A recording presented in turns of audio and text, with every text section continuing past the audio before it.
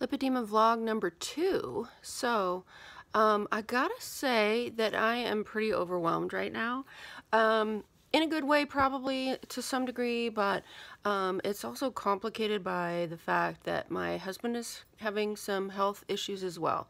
But more on that later. So I went to see Kathe Hotz at Lymphedema Solutions Northwest in Beaverton, Oregon yesterday, and I would have vlogged yesterday except for that my husband was with me and it just was awkward. So kind of debriefing it today. The location was very nice, very swanky in the waiting room, which doesn't matter.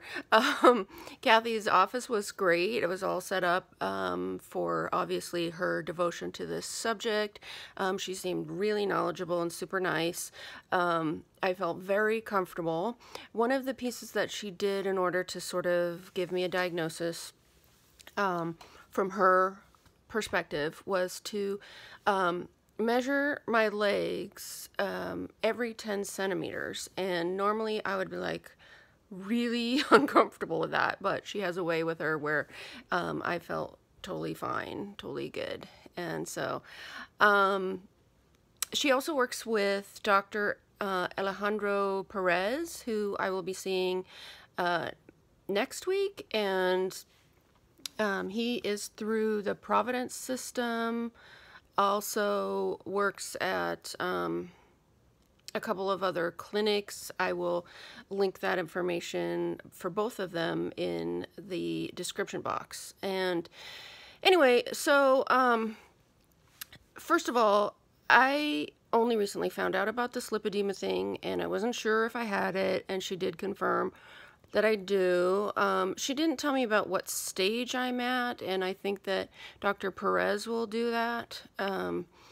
I think I'm probably between stage 1 and stage 2, so we'll find out when I vlog about that.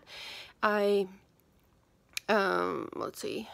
So one of the things that she said kind of early in the appointment, because I had mentioned liposuction in my emails with her setting up the appointment, was that both she and Dr. Perez consider that one of the sort of last resorts, or a consideration that you would try after a year of treatment, other methods of treatment. Mainly what she recommended for me was the type of compression wear to purchase.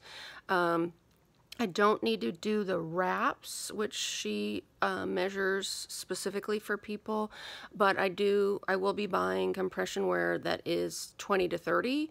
I forget the unit. And then she suggested to do or to learn manual lymph drainage that I can do myself. So I have another appointment scheduled, and I'll have a couple more in order for her to demonstrate it so I can really learn it. I have received it once from a massage therapist where I live in Hood River, but she does it in such a way as to teach you the whole sequence so that you can feel it. You can learn manual lymph drainage, I guess, from some videos if that's your only option, but she really thought it was helpful if you have the chance to experience it and feel what it feels like so that you're replicating it yourself well.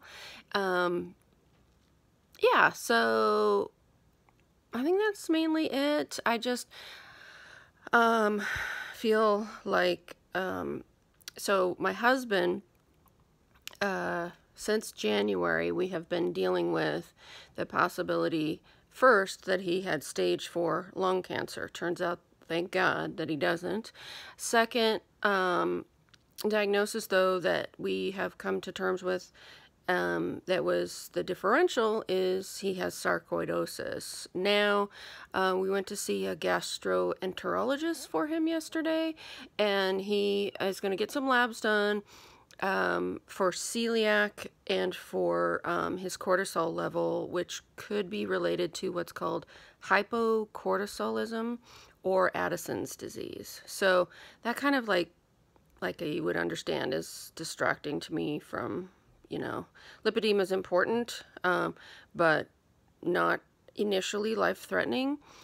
However, the thing that is overwhelming to me about it is that it is progressive, and one of the things she said right off is don't gain any more weight, which of course is everyone's plan, but more motivation for me to stay on the anti-inflammatory diet that I have started with my functional medicine doctor, Dr. Horacek. I'll put his information down below. And also working with a health coach, Heather Nielsen, so I'll put all of that contact info down below if it's helpful. And I think that's it for now. See you in the next part of my lipedema journey.